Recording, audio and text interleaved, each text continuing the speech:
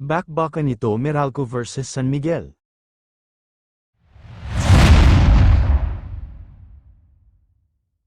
Kung bago ka lang sa aking channel, aanyayahan ko kayong mag-like, share, comment at mag-subscribe ka na, para updated ka sa mga bago kong video. Salamat po.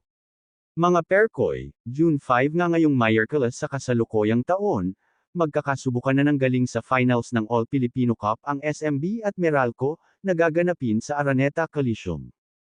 Ito ay kanilang previous game lamang mga Perkoy, panuorin natin para may idea ka kung kaninong team ka pupusta.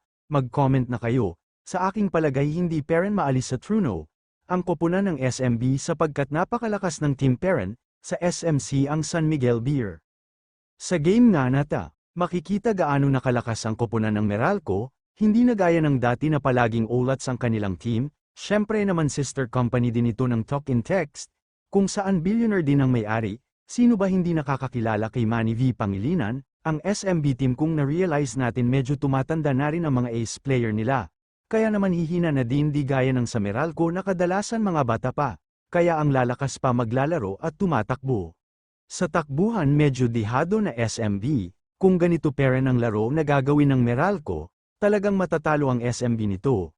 Kasi kung panunuorin mo sa dulo ng video na ito talo nga ang koponan ng SMB, pinaglalaroan na lang dito ng Meralco sina Pajardo at M0 Totowa, sa physicalin lamang ang Beerman pero kung sa liksi naman ng laro ay tiyak naman na Meralco mananalo.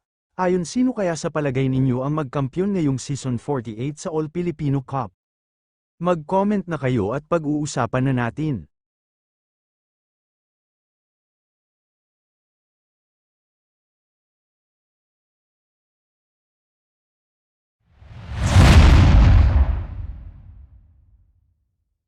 Ang larong ito ay recap lamang, panalo nga pala ang Meralco dito, salamat po.